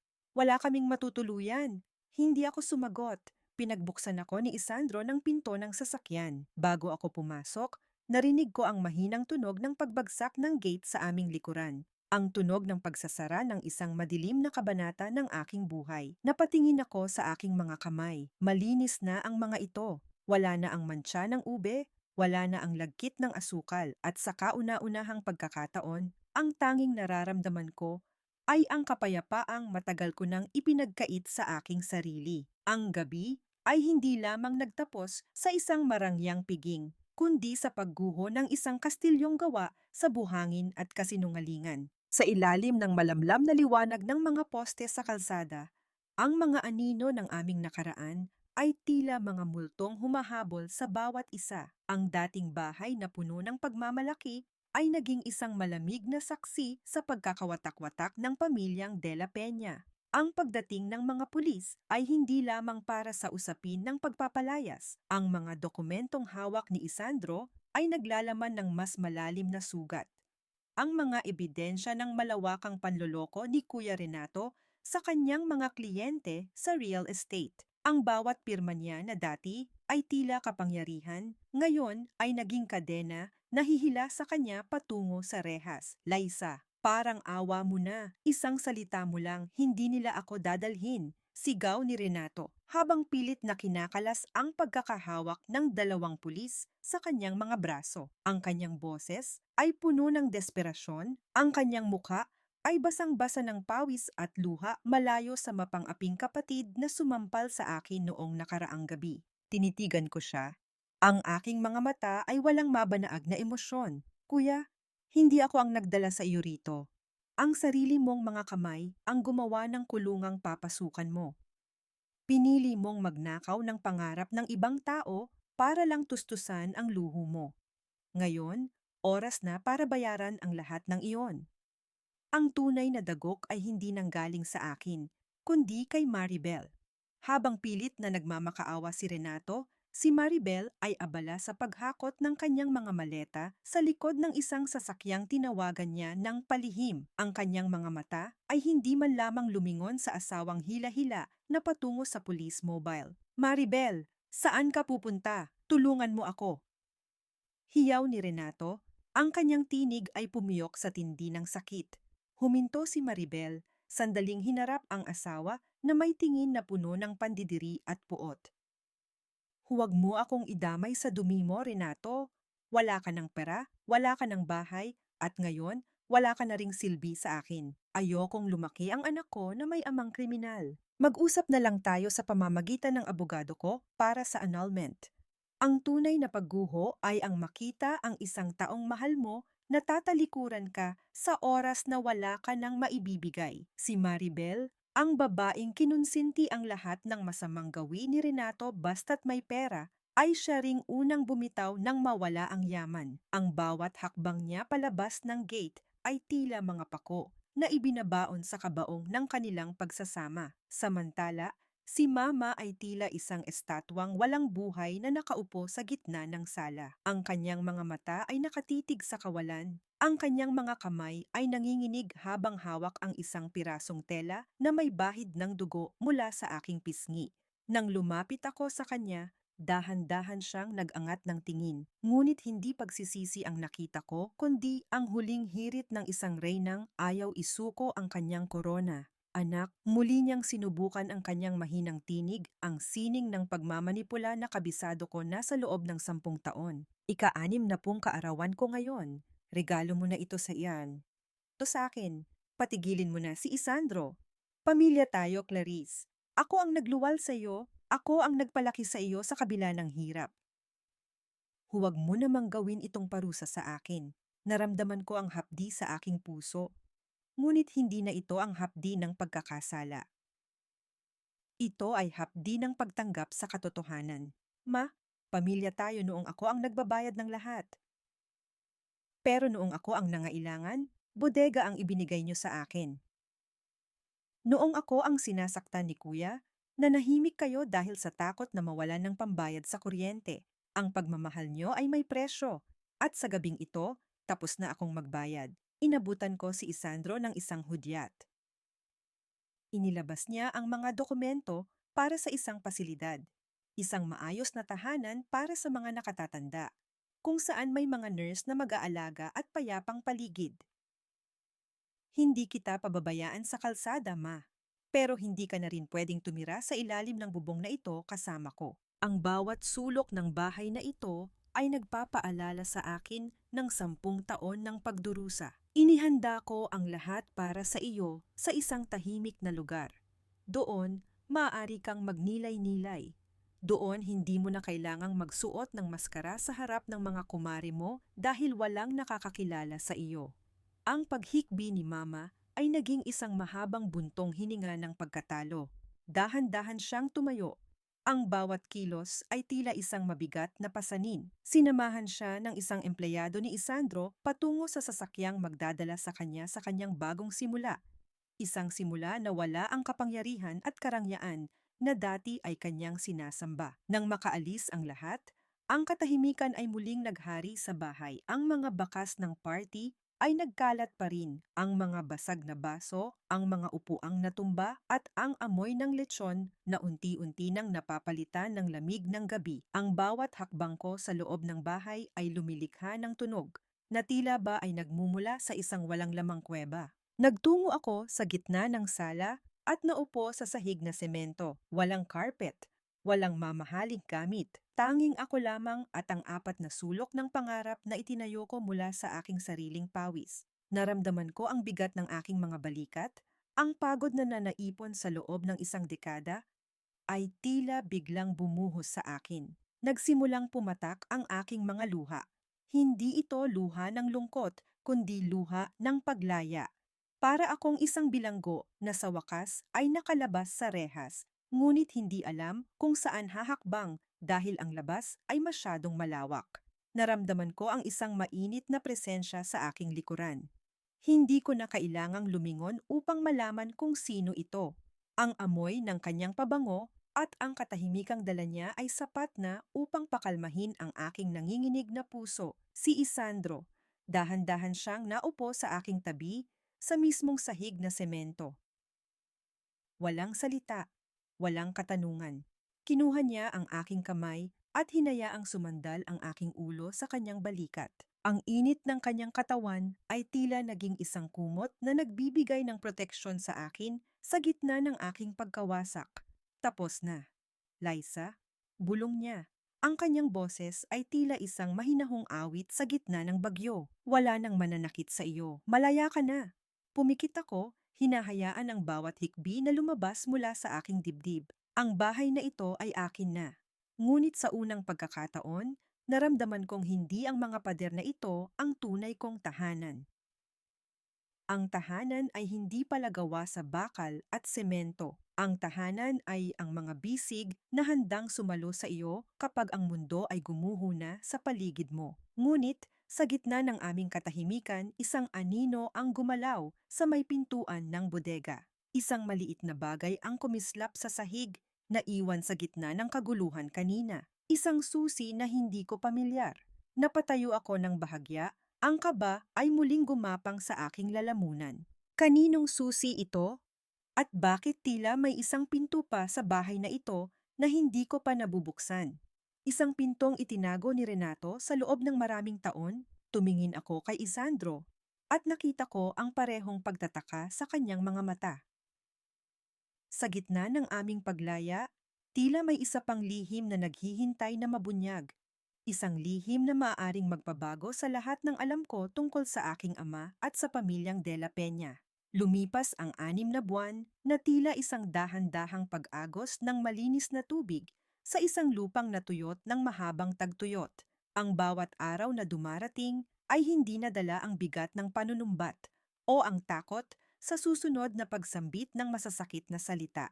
Sa kauna-unahang pagkakataon sa loob ng maraming taon, nagigising ako hindi dahil sa hiyaw ng obligasyon, kundi dahil sa haplos ng sikat ng araw sa aking mukha at ang payapang awit ng mga ibon sa labas ng aking bintana. Ang susing nahanap ko noong gabing gumuho ang lahat ay hindi lamang isang pirasong metal. Ito ang susi sa isang maliit at lumang baul na itinago ni Renato sa ilalim ng mga sahig ng bodega. Doon ko natuklasan ang huling testamento ng aming yumaong ama at ang ilang mga sulat na hindi kailanman nakarating sa akin. Doon ko nalaman na may iniwan palang insurance at maliit na pondong pang-edukasyon si Papa para sa akin, na sadyang kinubli at ginasta ni Renato upang tustusan ang kanyang mga unang bisyo. Ang katotohanang iyon ay hindi na nagdulot ng galit. Sa halip, ito ay nagbigay sa akin ng huling piraso ng kapayapaan. Alam ko na ngayon na minahal ako ni Papa, at ang kanyang pangarap para sa akin ay hindi ang maging alipin kundi ang maging malaya. Ngayon, ang bahay na dati ay puno ng tensyon ay naging isang tahanan ng pag-asa. Hindi ko ito ginawang palasyo. Pinanatili ko itong simple, ngunit puno ng liwanag. Ang bawat sulok ay nilinis ko mula sa alikabok ng puot. Sa bayan, naitatag ko na ang Clarice Foundation. Gamit ang isang bahagi ng perang napanalunan ko, nakapagtayo ako ng isang sentro para sa mga kababaihang nakaranas ng pang-aabuso sa loob ng kanilang sariling tahanan. Hindi ko sila binibigyan ng limos. Binibigyan ko sila ng kasanayan at puhunan upang mahanap ang kanilang sariling lakas gaya ng pagkakahanap ko sa akin. Napadpad ako sa palengke isang umaga, ngunit hindi na bilang isang babaeng gutom at lanta ang itsura. Nakasuot ako ng malinis at simpleng bestida, ang aking buhok ay maayos na nakatali at ang aking mga mata ay may kislap na hindi kayang bilhin ng anumang hiyas. Sa gitna ng ingay at gulo ng palengke, tumayo ako sa harap ng isang malaki at bagong pwesto ng kakanin. Norma's Special Kakanin. Nakangiti si Tita Norma habang nag-aabot ng supot sa isang customer. Ang kanyang pwesto ay malinis, may maayos na mga estante, at may mga tauhan na tumutulong sa kanya. Nang makita niya ako, agad na nagliwanag ang kanyang muka. Lumabas siya mula sa counter at niyakap ako ng mahigpit. Amoy gata pa rin siya at dahon ng saging, ngunit ngayon, ang kanyang yakap ay wala ng bahid ng pag-aalala. Anak, tignan mo, halos mapuno na ang orders namin para sa pista sa kabilang barangay. Masigla niyang balita. Maraming salamat talaga, Liza. Kung hindi dahil sa'yo, baka hanggang ngayon ay nakikipag-unahan pa rin ako sa pwesto sa ilalim ng initan. Tita, deserve niyo yan dahil sa kabutihan ng puso niyo.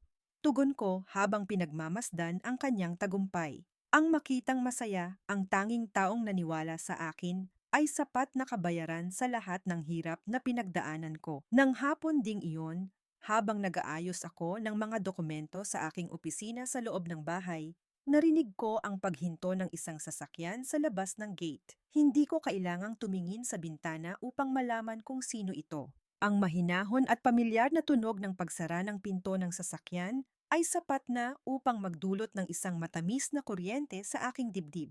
Pumasok si Attorney Isandro Cortez. Wala siyang dalang makakapal na folder o mga dokumento ng kaso. Sa kanyang kamay ay hawak niya ang isang maliit na bungkos ng sariwang bulaklak. Mga puting liryo, ang aking paborito. Hindi ka na ba busy? Tanong niya. Ang kanyang boses ay may halong lambing at panunukso. Isang sulya pa lang sa kanyang mga mata, nararamdaman ko na ang seguridad na matagal ko nang hinanap. Para sa iyo, Isandro, laging may oras, sagot ko ng may ngiti. Lumapit siya sa akin at inilapag ang mga bulaklak sa mesa. Hindi siya lumampas sa hangganan ng respeto, ngunit ang kanyang presensya ay sapat na upang punuin ang silid. Naupo kami sa veranda habang pinapanood ang unti-unting paglubog ng araw. Ang langit ay tila isang canvas na pinintahan ng kulay kahel at lila. Nabalitaan mo na ba? Tanong niya ng mahina. Tungkol sa kanila? Tumango ako ng dahan-dahan. Alam ko na ang balita. Si Renato ay nahatulan na at kasalukuyang nagsisilbi ng kanyang sentensya sa kulungan. Si Maribel naman ay iniwan ng kanyang kinakasama matapos itong matalo sa sugal at ngayon ay nagtatrabaho bilang isang labandera sa malayo. Ang bawat kalyo sa kanyang kamay ay paalala ng bawat damit na pilit niyang ipinalaba sa akin noon. Si Mama naman, nasa pasilidad pa rin. Dinadalaw ko siya minsan, ngunit madalas ay hindi niya ako kinikilala. Ang kanyang mundo ay naging kasing itit ng kanyang mga ambisyon. Huwag mo na silang isipin, Liza, sabi ni Isandro. Hinawakan niya ang aking kamay. Ang kanyang mga daliri ay dahan-dahang sumalikop sa aking mga daliri. Ang mahalaga ay ang ngayon. At ang bukas, tumingin ako sa kanya. Sandro, salamat. Hindi dahil sa pera o sa bahay. Salamat dahil naniwala ka na kaya kong tumayo sa sarili kong mga paa. Hindi ikaw ang kailangang magpasalamat, Liza, bulong niya habang dahan-dahang inilalapit ang kanyang mukha sa akin. Ang tapang mo ang nagligtas sa iyo. Ako ay naging saksi lamang sa iyong muling pagsilang, Liza. Isang gabay na nag-abang sa dulo ng madilim na lagusan, pero ikaw ang naglakad, ikaw ang lumaban, at ikaw ang nagwagi. Ang kanyang hininga ay tila isang banayad na hanging humahaplos sa aking pisngi, mainit at puno ng katapatan. Dahan-dahan niyang inilapit ang kanyang mukha sa akin, sapat lang upang maramdaman ko ang kuryenteng nagmumula sa kanyang presensya. Sa pagkakataong ito, hindi ako umatras, hindi ako natakot. Ipinikit ko ang aking mga mata at hinayaan ang aking sarili na maramdaman ang kapayapaang dulot ng kanyang pag-ibig.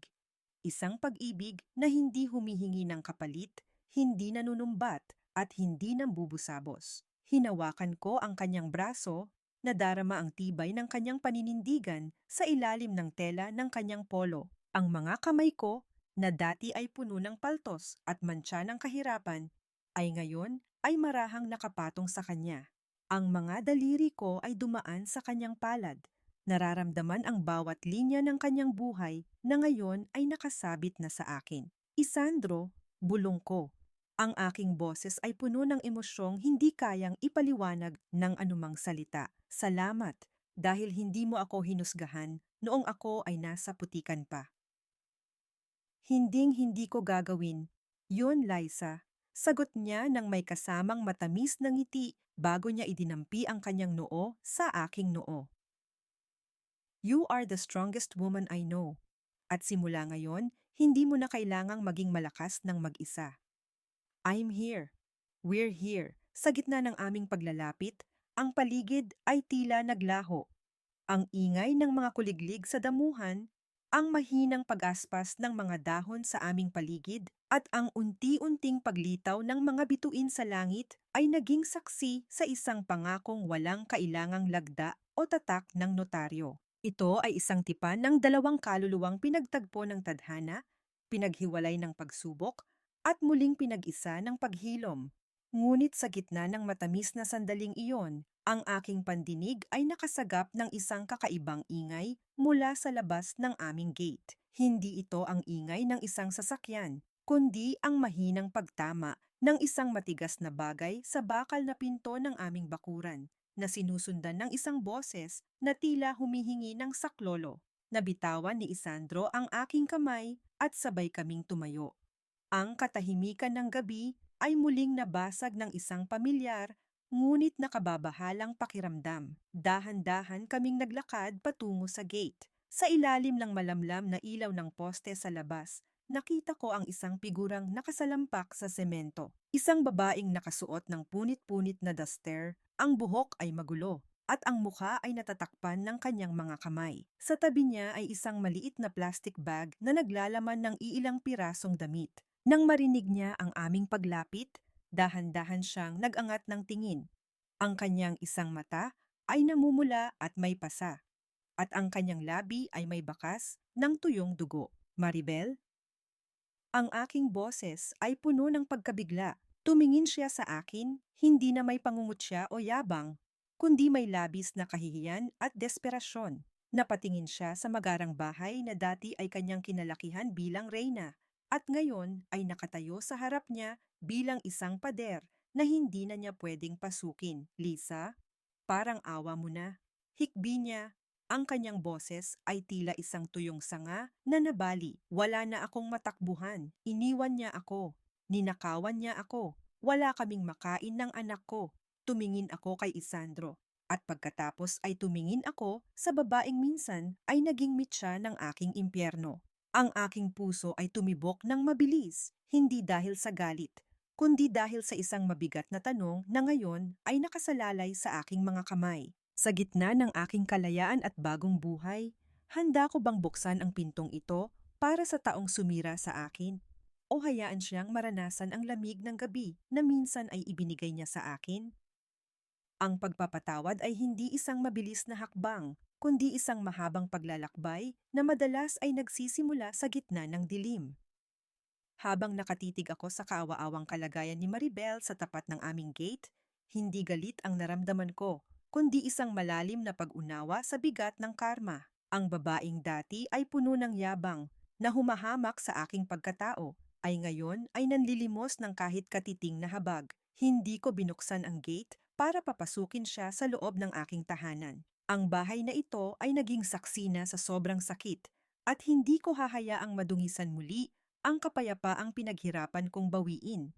Ngunit, dahil sa batang inosente na nakakapit sa kanyang duster, hindi ko rin siya hinayaang manatili sa kalsada. Inabutan ko siya ng sapat na halaga para sa isang gabi, sa matutuluyan, at sinabihan siyang pumunta sa Clarice Foundation kinabukasan. Doon, bibigyan siya ng pagkakataong magtrabaho, hindi bilang manager, kundi bilang tagalinis, upang matutunan niya ang halaga ng bawat sentimong kinikita mula sa sariling pawis. Isang taon matapos ang gabing iyon, ang buhay ko ay naging isang malawak na dalampasigan matapos ang isang malakas na bagyo. Ang Clarice Foundation ay isa ng ganap na institusyon na nagbibigay ng bagong buhay sa daan-daang kababaihan. Ang Norma Center ay naging sentro ng komunidad, kung saan ang amoy ng kakanin at ang tunog ng tawanan ay naging musika ng aming pang-araw-araw na pamumuhay. Dinalaw ko si Kuya Renato sa huling pagkakataon bago siya ilipat sa isang mas malayo at mas mahigpit na pasilidad.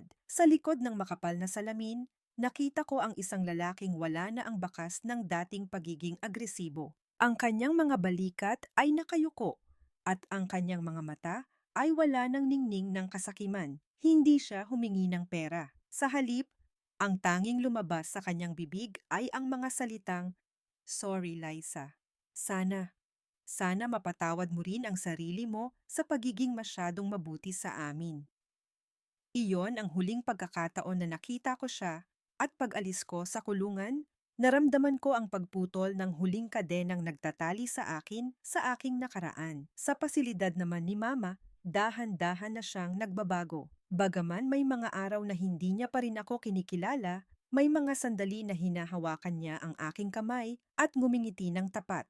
Isang ngiting walang halong plano o interes. Pinili kong bisitahin siya linggo-linggo, hindi dahil sa utang na loob, kundi dahil sa pagkilala na ang paghilom ay nangangailangan din ng pag-unawa sa kahinaan ng iba. Isang dapit hapon, Habang naglalakad kami ni Isandro sa dalampasigan ng aming probinsya, ang langit ay nagmistulang isang obra maestra ng kulay rosas, ginto at asul. Ang bawat hampas ng alon sa aming mga paa ay tila isang haplos ng kalikasan, nagpapaalala na ang lahat ng bagay ay may sariling daloy at panahon. Hindi kami nagmamadaling magpakasal. Hindi namin kailangan ng isang marangyang selebrasyon para patunayan ang aming pagmamahalan. Sapat na sa akin ang malamig na hangin na dumadampi sa aking mukha, ang init ng kanyang palad na nakahawak sa akin, at ang katotohanang sa wakas, nahanap ko na ang aking tahanan sa loob ng sarili ko. Liza, look. Itinuro ni Isandro ang isang maliit na bangkang dahan-dahang naglalayag patungo sa malayo.